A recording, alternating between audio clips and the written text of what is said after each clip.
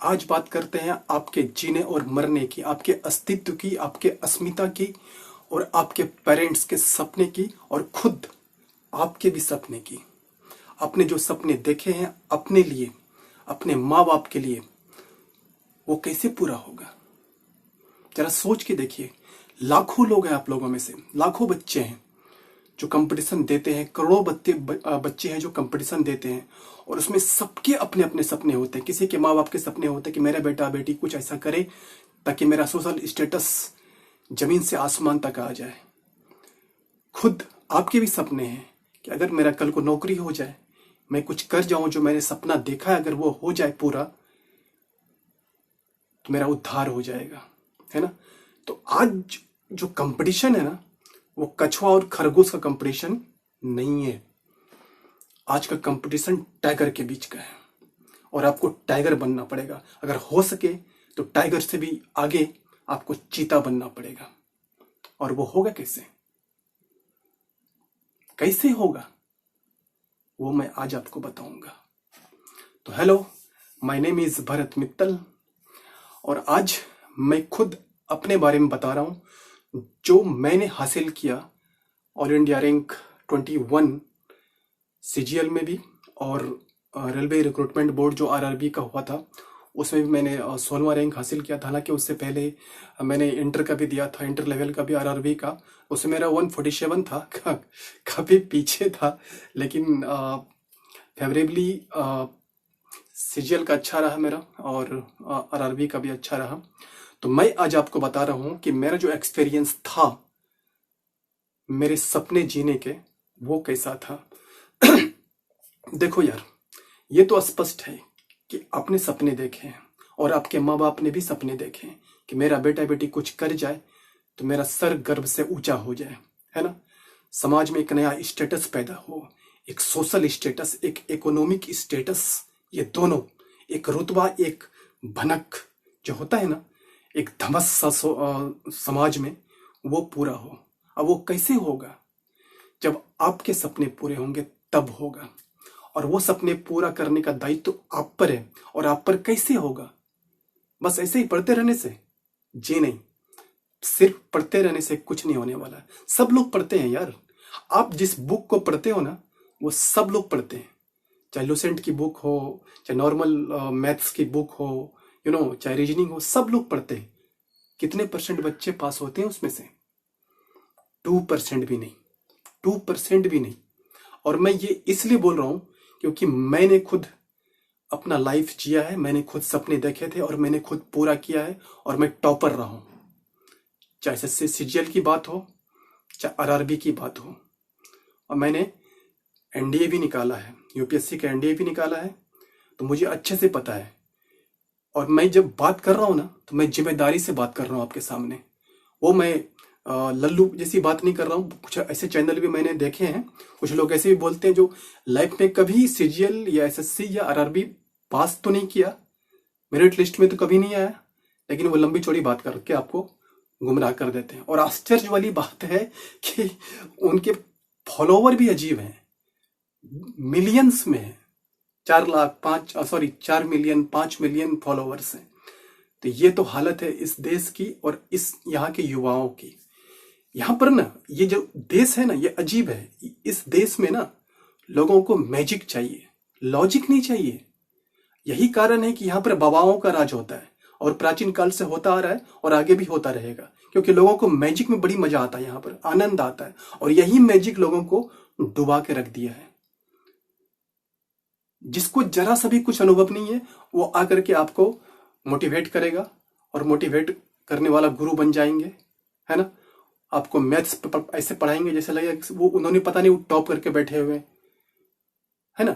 लेकिन मेरे जैसे लोग जो खुद, मेरे पास अपना पर्सनल एक्सपीरियंस है, वो मैं आज आपको शेयर कर रहा हूं कि कैसे होना है आपको। अगर आपको टॉपर बनना है तो आप कैसे बनेंगे? सिर्फ पढ़ाई से बनेंगे? जी नहीं, मैं एक एक करके बता रहा हूं आपको। मैंने जब ग्रेजुएशन किया था उसके पहले ही, 2 साल पहले ही मैंने आरआरबी और एनडीए का एग्जाम दिया था। तो एनडीए तो मेरा हुआ था, रिटर्न भी हुआ था। तो उसके बाद फिर आरआरबी का मैंने इंटर वाला भी दिया था, तो आरआरबी इंटर का तो मेरा हो गया था। फिर सीजीएल भी दिया।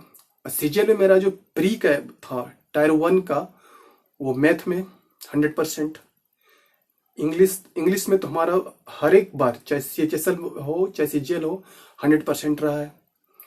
हाँ, थोड़ा जीएस में जो मेरी कमजोरी थी उसके चलते मेरा रैंक 21 आया। अदरवाइज अगर मेरा जीएस थोड़ा सही रहता तो शायद मैं 21 क्या हो सके, मैं और भी आगे अच्छा रैंक आता। तो ये था मेरा जीएस का। तो मैं देखो, मैं एक एक करके बता रहा हूँ आपको कि एक्चुअली पढ़ाई कैसे की जाती है। पढ़ाई का मतलब ये नहीं यार कि आप दिन भर लेकर किताब बैठ गए या मोबाइल लेकर बैठ गए और दे रहे हैं ऐसे ऐसे करके, है ना। ऐसे पढ़ाई नहीं होती है। पढ़ाई का एक तरीका, फिर तो सब कोई पढ़ाई करता है ना, तो कहाँ पास कर पाता है कोई, है ना। 1% लोग भी तो पास नहीं कर पाते। और याद रखना, ये जो आने वाला समय है ना, वो एआई का है, और एआई का ही समय आ चुका है, यानी आर्टिफिशियल इंटेलिजेंस। और ये आर्टिफिशियल इंटेलिजेंस मानवों का अस्तित्व पे खतरा भी है। ठीक है, हेल्पफुल है इसमें, इससे कोई इनकार नहीं किया सकता, सिल्वर लाइनिंग तो है इसमें। हर एक सिक्के के दो पहलू होते हैं, लॉस और बेनिफिट, प्रॉफिट सब कुछ है। लेकिन नौकरी की अगर बात करें ना, वैकेंसी की अगर बात करो ना, तो ये एआई अब पर बहुत बड़ा खतरा है। जितना एआई का यूज होता रहेगा उतना आपके ऊपर तलवार मंडराता रहेगा, है ना। तो इसलिए बेहतर है कि आप इस एआई को भी अपने फेवर में यूज करो, खुद पर हावी मत होने दो इस एआई को। और इसलिए बेहतर है कि आप एक निश्चित स्ट्रेटजी से तैयारी करो, एक साइंटिफिक स्ट्रेटजी से। ऐसा नहीं कि बस पढ़ते जा रहे हैं पढ़ते जा रहे हैं। लोगों ने बोला, इस सर ने बोला, उस झंडू सर ने बोला कि ये पढ़ लो वो पढ़ लो, बस पढ़ लो हो जाएगा। क्यों नहीं हो रहा है? 3 साल से दे रहे हो, 4 साल से दे रहे हो, क्यों नहीं हो रहा है यार? क्यों नहीं हो रहा है? इसलिए नहीं हो रहा है कि आप ऐसे सर से पढ़ते हो जिनको खुद अपना एक्सपीरियंस नहीं, जिन्होंने कभी मेरिट लिस्ट में ना तो कभी टॉप किया, ना तो कभी मेरिट लिस्ट में आया, और वो आकर के आपको प्रवचन देते हैं, वो बाबा बन करके आपको प्रवचन देते हैं और आप उनके झांसे में आ जाते हो। तो मैं आज बता रहा हूं कि देखो यार, अगर आपको पढ़ाई करनी है तो सबसे पहले ये जो दिमाग है ना, ये इसको कंसंट्रेट करो, काम शांत करो। और इसके लिए ये जरूरी है कि आप टेंशन से फ्री हो।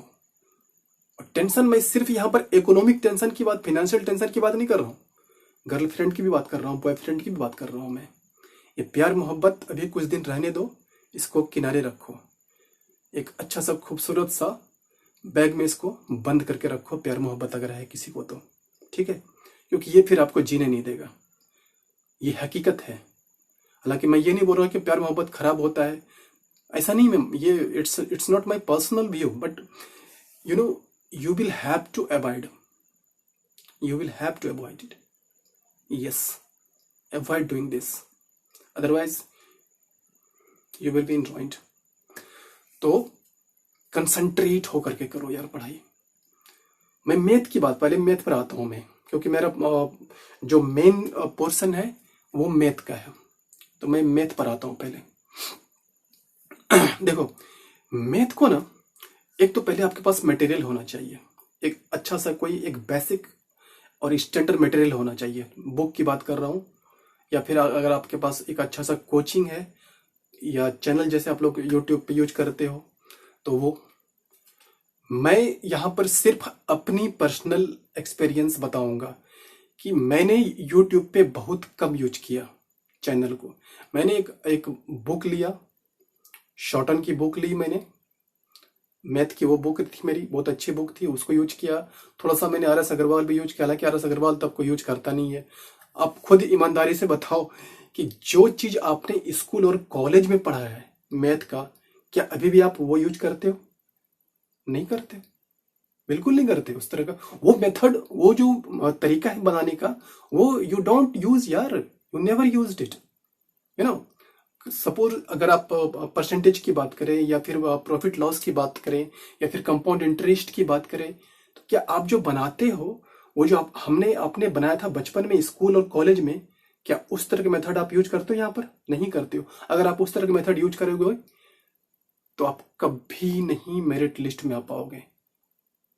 तो आप कॉलेज में क्या पढ़ा आपने, स्कूल में क्या पढ़ा, उसको भूल जाओ और आपको यहाँ पर बिल्कुल एक स्ट्रेटजिक और साइंटिफिक तरीके से तैयारी करनी पड़ेगी आपको। तो इसके लिए एक मटेरियल अच्छा सा होना चाहिए। अगर आपने ऑलरेडी, आप लोग, मैं जानता हूँ आप लोग में से अधिकांश लोग कोचिंग यूज कर रहे हो एक्सक्यूज मी, कोचिंग यूज करते हो, चैनल्स यूज करते हो, कोई बात नहीं। एक तो मटेरियल की बात हुई। दूसरी बात है, मटेरियल होने के बाद आपके पास बेसिक नॉलेज होना चाहिए किसी भी चैप्टर्स की या पोर्शन की। मैं बात कर रहा हूँ, अगर सपोज ज्योमेट्री की बात कर रहा हूँ, त्रिकोणों की बात कर रहा हूँ, या फिर एरिथमेटिक की बात करो, एटलीस्ट आपके पास एक बेसिक नॉलेज होना चाहिए, एक स्टैंडर्ड नॉलेज होना चाहिए, है ना। तो एक मैंने अपना स्टैंडर्ड नॉलेज पहले तैयार कर लिया, नोट्स तैयार कर लिया था अपना। उसके बाद सबसे ज्यादा जो मेरा जोर था वो था PYQ पे, प्रीवियस ईयर्स क्वेश्चंस। मैंने पिछले कम से कम 12 साल का क्वेश्चंस मैंने डाउनलोड किया, उसको प्रिंट आउट निकलवाया। उसके बाद मैं उसको डेली, मैथ का डेली मैंने एक रूटीन बना लिया था कि 100 क्वेश्चंस में मैथ का डेली बनाऊंगा। और मेरा बनाने का तरीका क्या था, ऐसा नहीं था कि मैंने अगर बना लिया पहले परसेंटेज का सारा चैप्टर तो बस सारा चैप्टर में परसेंटेज का बना रहा हूं, जी नहीं। मैं क्या करता था, 50 क्वेश्चंस मैथ का, मान लो सपोज मैंने परसेंटेज बनाया, आज मेरा चैप्टर परसेंटेज खत्म हो गया। सबसे पहले तो मैंने जो क्या किया था कि पूरा अरिथमेटिक खत्म किया था अच्छे से। पूरा अरिथमेटिक खत्म करने के बाद तब मैं PYQ पे आया था। PYQ पे तब मैं आया था। ऐसा नहीं कि लगातार साथ में आया था, नहीं। मैंने ऐसा पर्सनली मैंने ऐसा ही कभी नहीं किया था। तो मैंने पूरा का पूरा अरिथमेटिक बेसिक नॉलेज ले लिया था। उसके बाद मैंने PQ पर हाथ लगाया था। और मैं क्या करता था कि एक चैप्टर 50 क्वेश्चंस, पहले मैं सपोज मैंने प्रॉफिट लॉस है तो एक दिन में मैं 50 क्वेश्चन प्रॉफिट लॉस का सॉल्व करता था। अब बाकी शाम में 50 क्वेश्चन में सारा मिसलेनियस में पूरा अरिथमेटिक का PYQ मैं सॉल्व करता था। तो इस तरह मैंने लगभग 10 से 12 साल का क्वेश्चंस मैंने PYQ सॉल्व किया था। और उस PYQ को सॉल्व करने के बाद फिर कुछ सप्ताह पर फिर मैं उसको रिवाइज करता जाता था, रिवीजन करता था उसको। तो ये एक अच्छा चीज था मेरे लिए कि अगर आपको मान लो मैथ की बात कर रहा हूं या इंग्लिश की बात कर रहा हूं या GS की बात कर रहा हूं या फिर रीजनिंग की बात कर रहा हूं, किसी की भी, आपको सिलेबस पता होना चाहिए मेरे दोस्त। सिलेबस बहुत अच्छे से, सिलेबस हमेशा दिमाग में रहना चाहिए कि सिलेबस क्या है एक्चुअली उसका, फर्स्ट बात। दूसरा PYQ, सिलेबस ना आपको ये बताता है कि आपको क्या पढ़ना है, क्या पढ़ना है आपको, व्हाट हैव टू स्टडी, ये सिलेबस बताता है आपको। और PYQ बताता है कि कैसे पढ़ना है, किस लेवल पे पढ़ना है, ये आपका PYQ बताता है। तो सिलेबस के बाद आपका PYQ, ये दो चीज बड़ी इंपॉर्टेंट चीज है। उसके बाद फिर आप आ जाओ, आपका अरिथमेटिक है, ज्योमेट्री है, त्रिकोणों है। अभी जो स्थिति है, आप अगर देखोगे ध्यान से तो थोड़ा ट्रेंड जो चेंज हो रहा है, तो अरिथमेटिक को कम करके ज्योमेट्री, त्रिकोणों, क्वाड्रेटिक इक्वेशंस, इन सब चीजों पे धीरे धीरे जोर बढ़ता जा रहा है। थोड़ा नंबर सिस्टम पे भी, अब तो नहीं रहा नंबर सिस्टम उतना, लेकिन एक्सक्यूज मी, लेकिन अब ज्योमेट्री का पोर्शन ज्यादा आता जा रहा है और त्रिकोणों का पोर्शन ज्यादा आता जा रहा है। तो इस पर आपको ध्यान देना पड़ेगा, ठीक है। तो ये मैथ की बात कर रहा हूं। एटलीस्ट आपको 10 से 12 साल का चाहिए ही चाहिए, ठीक है। तो ये तो आपका हो गया कि एक तो आपको PYQ चाहिए, दूसरा बात 10 साल का क्वेश्चन चाहिए। और सबसे इंपॉर्टेंट, मैं अगर मैथ की बात को हटा दूं कुछ देर के लिए, अगर GS की बात करूं तो, और इंग्लिश, ये दो चीज, एक तो GS, दूसरा इंग्लिश, इसका PYQ बनाने का तरीका क्या होता है, ये थोड़ा अलग चीज है। मैथ और रीजनिंग से बिल्कुल अलग चीज है इंग्लिश और GS का PYQ को बनाने का। अब आप लोग सोच रहे हो कि यार ऐसा क्या है, बस सॉल्व करते जाओ, ऐसा नहीं होता है मेरे भाई। GS और इंग्लिश का जो PYQ है ना, उसको बनाने का तरीका क्या है कि आप जब पीवाईक्यू बना रहे होते हो ना, तो वहां पर आप पूरा एक जो क्वेश्चंस है, क्वेश्चन के अलावा जो ऑप्शंस आते हैं ना, 4 ऑप्शंस, उसके बारे में भी कंप्लीटली जानो। एक क्वेश्चन मुझे याद आ रहा है, 2019 में मेरे को क्वेश्चन आया था। तो उसमें एक एसएससी का ही क्वेश्चन था कि कौन सा, संगीत नाटक एकेडमी के द्वारा निम्न में से किस शास्त्रीय नृत्य को शास्त्रीय नृत्य घोषित नहीं किया गया। ये स्क्रीन पे आपका जो क्वेश्चन है, तो इसमें आप जरा जरा ध्यान से देखो। इसमें 4 ऑप्शंस हैं, है ना। कथकली है, भरतनाट्यम है, फिर आपका मोहिनीअट्टम है ना। तो चार ऑप्शंस हैं आपके। अगर आप जानते हो तो ठीक है, अगर आप नहीं जानते हो तो भी इस क्वेश्चन को देखो।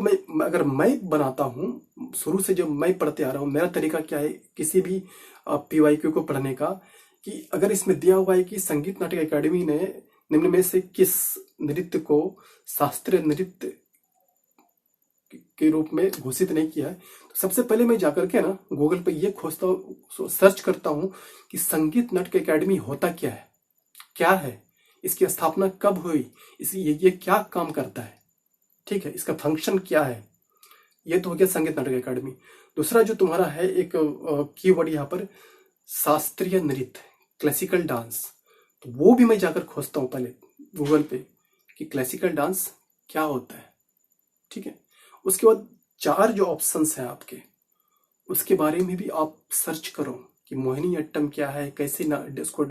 जैसे इसमें तुम्हारा ऑप्शन है कि मोहिनीअट्टम आंसर है, तो मोहिनीअट्टम सिर्फ आंसर जो सही हुआ उसी के बारे में नहीं, बल्कि बाकी जो 3 है उसके बारे में भी पूरा सर्च करो यार।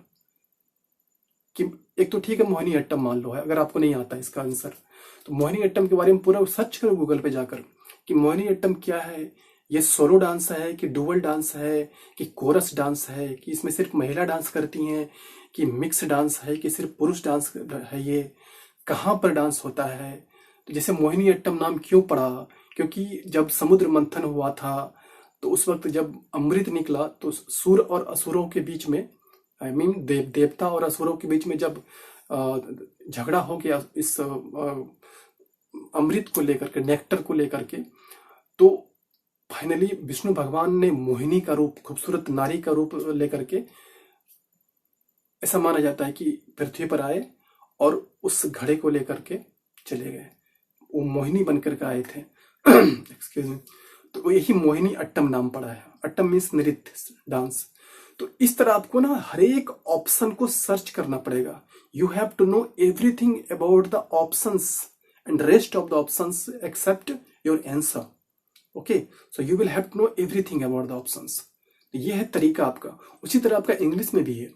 इंग्लिश में अगर आपका मान लो एंटोनिम सिनोनिम्स है या फिर वन वर्ड सब्स्टिट्यूशंस है, तो आपको ये देखना पड़ेगा कि ठीक है आपका एक आंसर है, उसमें से 4 ऑप्शंस में से एक आंसर है, लेकिन जो 3 है बाकी वो क्या है। अगर आप जानते हो तब तो कोई बात नहीं है, बाकी अगर तीनों आप जानते हो कि तीनों के बारे में मीन्स क्या है इंग्लिश में या क्या है वो, फिर तो अच्छी बात है। अगर आप नहीं जानते हो, बस अपने आंसर देख लिया कि हाँ इसका आंसर ये होता है, ओके आगे बढ़ गए, नहीं, ऐसा नहीं किया जाता है। 4 ऑप्शंस में से अगर आपको पता चले कि हाँ तीसरा ऑप्शन सी है, उसके बाद आगे बढ़ गए, नहीं, ये रॉन्ग मेथड है। सी ऑप्शन है या जो भी ऑप्शन है, उसको जानने के बाद जो आपका बाकी ऑप्शंस बचा उसके बारे में भी आप जानिए कि वो जो वर्ड है वो क्या है, उसका मतलब क्या होता है ना, उसका यूज क्या है। ये सारे ऑप्शंस आपको जानने पड़ेंगे। तो यह है पीवाईक्यू का तरीका। ऐसा नहीं कि बस सॉल्व करते गए, ऐसा नहीं होता है। क्यों मैं इसलिए बोल रहा हूं कि जो क्वेश्चन सेटर है ना, उसने जो ऑप्शंस दिया है, चाहे जीएस में चाहे इंग्लिश में, इसका मतलब है वो जो चारों ऑप्शंस है वो क्वेश्चन सेटर के दिमाग में चल रहा है ना। क्वेश्चन सेटर के दिमाग में चल रहा है वो चारों ऑप्शंस या जो भी ऑप्शंस है। इसका मतलब अगले आने वाले साल में भी वो ऑप्शन यूज कर सकता है या फिर उसी ऑप्शन से नेक्स्ट क्वेश्चन बनाया जा सकता है नेक्स्ट ईयर में। और ऐसा हुआ है और ऐसा होता आ रहा है, आगे होगा भी। इसीलिए मैं बोल रहा हूं कि ऑप्शंस जितने भी आते हैं इंग्लिश में, जीएस में, उस सारे ऑप्शंस के बारे में आप जानो। इससे सिर्फ आपको कॉन्फिडेंस नहीं आएगा, आपको नॉलेज भी होगा। Okay, so this is the scientific method studying of PYQ with respect to English and GS। तो ये तो तुम्हारा मटेरियल की बात हुई। और दूसरी बात क्या है ना, जब आप PYQ बनाते हो ना, डाइवर्सिफिकेशन करो अपने PYQ में। डाइवर्सिफिकेशन का मतलब क्या है कि ऐसा नहीं कि अगर मान लो आप SSC की तैयारी कर रहे हो तो ऐसा नहीं है कि सिर्फ आप SSC के ही PYQ सॉल्व करो, ऐसा नहीं है। थोड़ा सा रेलवे का ले लिया, थोड़ा सा CPO का ले लिया। SSC में मान लो आप CGL की तैयारी कर रहे हो या CHSL की तैयारी कर रहे हो, CPO का भी क्वेश्चन बनाए करो, RRB NTPC का भी बनाए करो, या फिर किसी और भी कंपटीशन का है तो उसका भी बनाए करो। इससे आपका डाइवर्सिफिकेशन होगा। ये देखो, ये कोई निश्चित नहीं होता है ना कि हाँ अगर ये क्वेश्चन है तो ये क्वेश्चन सिर्फ SSC में आता है, ये कोई कॉपी राइट तो है नहीं, है ना। तो ऐसा कुछ नहीं है, इसलिए क्वेश्चन जहां भी मिले ना सॉल्व किया करो, ठीक है। एक तो ये है तुम्हारा PYQ का। दूसरी बात क्या है कि रिवीजन। PYQ मैंने बना लिया, मान लो कि मैंने बना लिया 2023 का PYQ सारा बना लिया।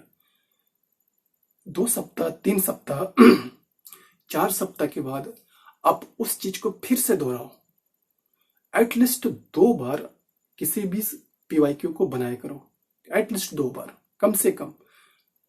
देखो 3 बार या 4 बार बहुत हो गया, किसी PYQ को बनाना काफी है, उससे ज्यादा की जरूरत नहीं है। चाहे तुम्हारा GS की बात हो चाहे मैथ की बात हो, ठीक है ना। तो 3 बार एवरेज सही है। आप किसी PYQ को 3 बार करो, बनाओ। नेक्स्ट बात क्या है कि मॉक टेस्ट हर किसी के लिए, चाहे वो मैथ की बात हो, चाहे इंग्लिश की बात हो, चाहे फिर GS की बात हो, मॉक टेस्ट आप दिया करो यार। वो मॉक टेस्ट आप ऑनलाइन भी दे सकते हो, फ्री में भी अवेलेबल है। बहुत सारा साइट्स है जहाँ पर मॉक टेस्ट बिल्कुल आप एकदम आपका CBT की तरह होता है, तो आपको देना चाहिए मॉक टेस्ट, है ना। अदरवाइज आप घर में भी अपना माहौल क्रिएट करो मॉक टेस्ट का, एक स्टॉप वॉच लगा करके यूज कर सकते हो, है ना। तो इससे भी आपका यूज होगा।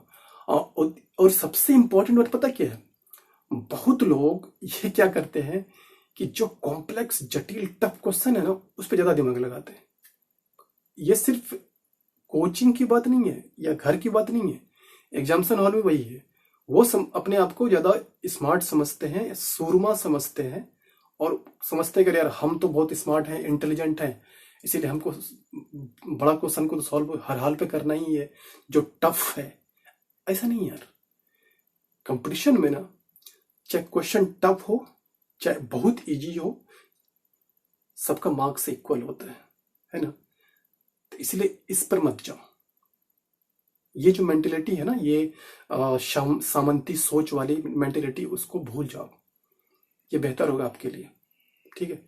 तो क्वेश्चन चाहे छोटा हो चाहे बड़ा हो, सब क्वेश्चन होता है, आपको इक्वल मार्क्स दिलाएंगे एग्जामिनेशन में, ठीक है। तो तुम्हारा PYQ की बात हुई।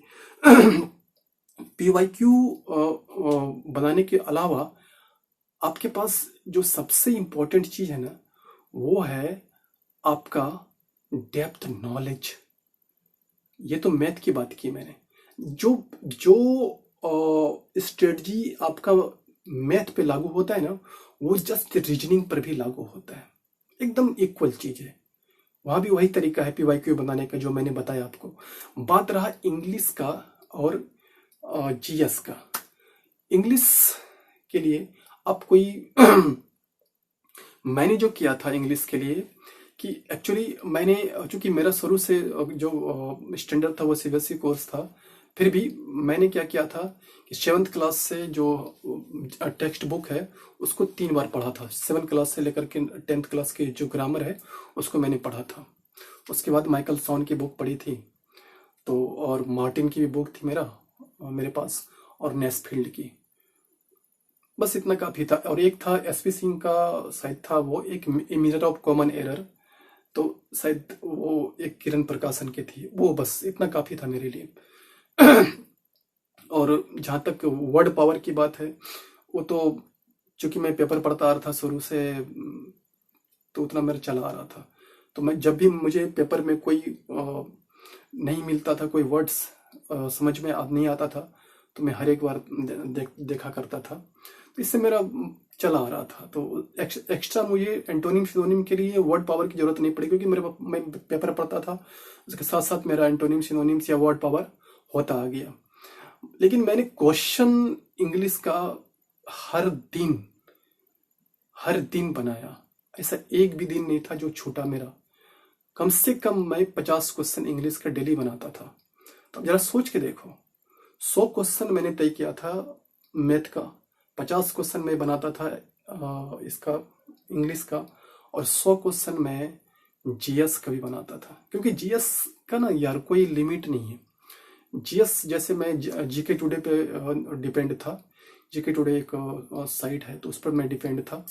तो जीके टुडे में करंट के लिए, बाकी मैं एनसीईआरटी पढ़ता था। तो मुझे किसी लुसेंट वगैरह की या किसी गाइड की जरूरत नहीं पड़ी कभी।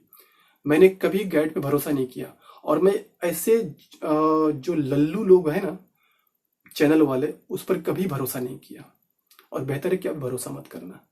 लंबी चौड़ी तो मारेंगे जरूर, लेकिन उनके पास एक्सपीरियंस नहीं होता, नॉलेज नहीं होता इसलिए, और ना ही इंटेलिजेंस होता है।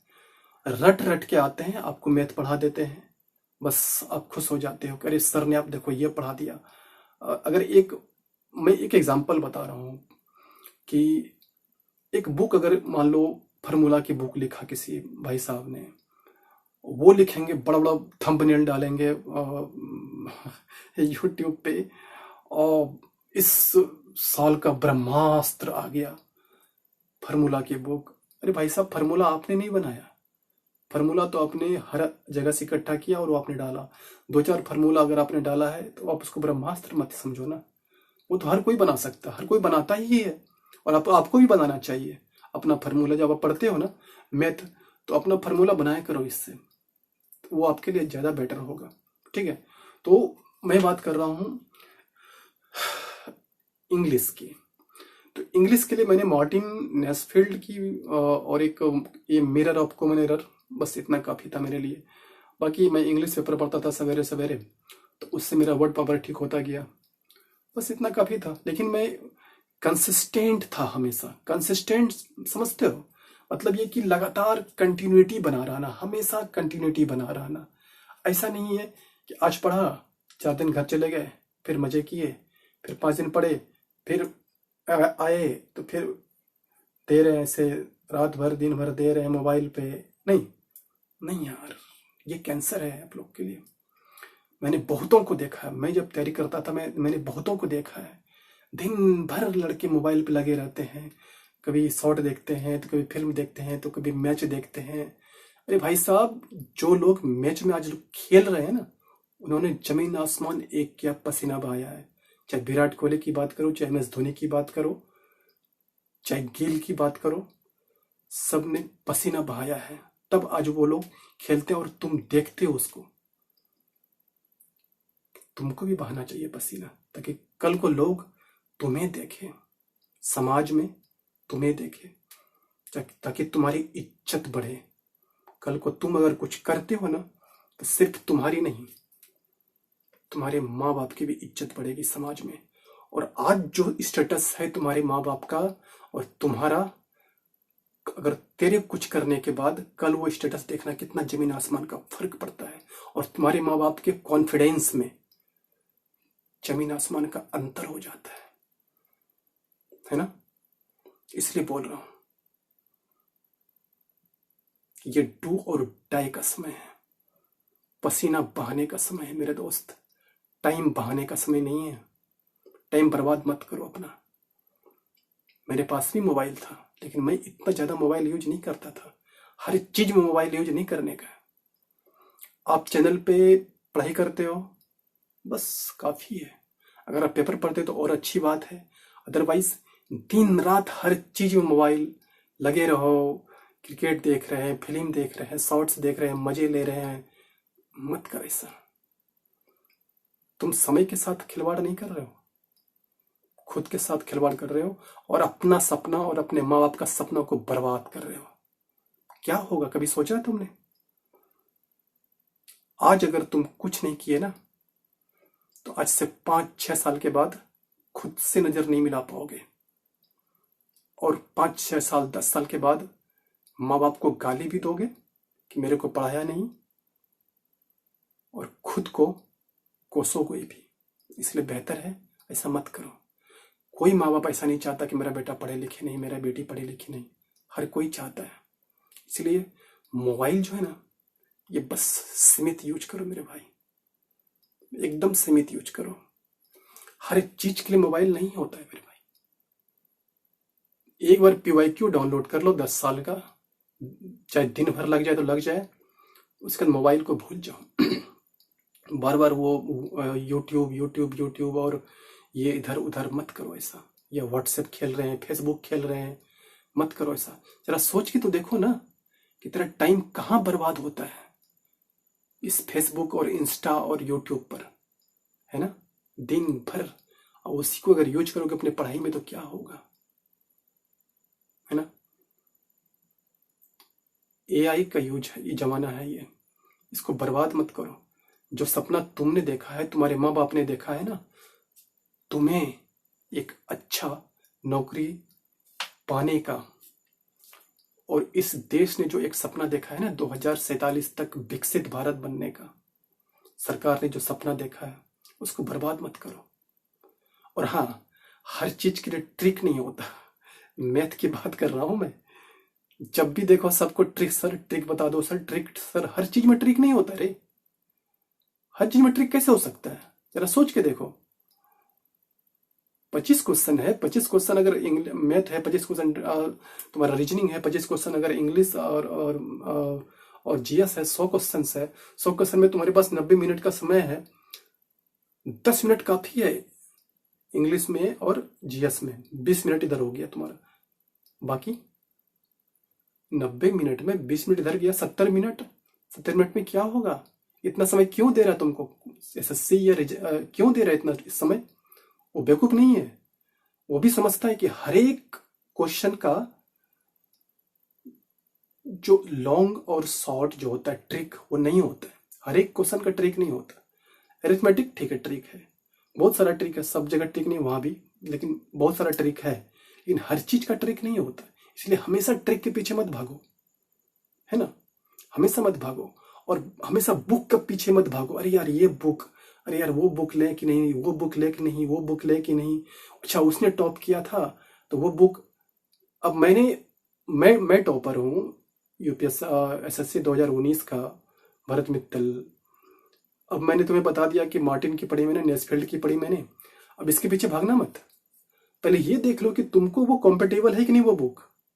अगर तुम्हें सूट करता है तो फिर ठीक है, अच्छी बात है, फिर तो तुम्हारे लिए अच्छी चीज है। लेकिन ये जरूरी नहीं है कि अगर तुमने वही बुक पढ़ लिया तो तुम भी टॉपर बन जाओगे, 21वां रैंक पर लेते आओगे या फिर 20वां रैंक लेते आओगे। ऐसा नहीं है। हालांकि मैं दुआ करता हूं कि तुम 5वां रैंक लेते हो, पहला रैंक लेते हो, मेरे से भी अच्छा, है ना। मैं उसकी बात नहीं कर रहा हूं, मैं बात ये कर रहा हूं कि आपको हर हाल पे कुछ करना है। जो सपना आपने देखा है वो करना है, और करने के लिए जो मैंने बताया आपको स्ट्रेटजी, वो इंपॉर्टेंट है, ठीक है ना। तो इंपॉर्टेंट वो है यार, ना कि बस लगे रहो लगे रहो लगे रहो। उससे कुछ नहीं होता है, सिर्फ लगे रहने से कुछ नहीं होने वाला है, ठीक है, सिर्फ लगे रहने से कुछ नहीं होने वाला है।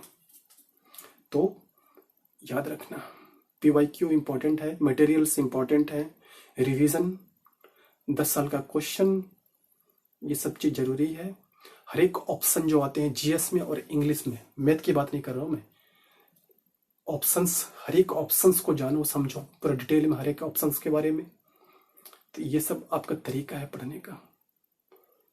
इंग्लिश में भी वही हाल है, GS में भी वही हाल है ना। और रिवीजन होना ही चाहिए। मॉक टेस्ट वो भी जरूरी है।